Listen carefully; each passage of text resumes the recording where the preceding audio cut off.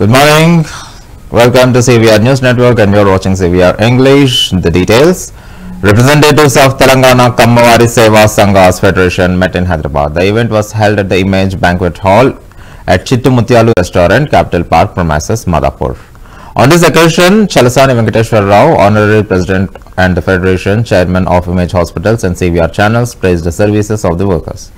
He said that they are doing high jobs in countries like America. He explained that Kammavars are playing their part in the development of the respective countries.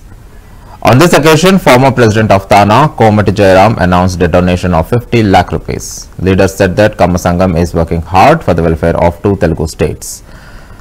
Commemorates the services rendered by Kammas settled abroad by the invitees.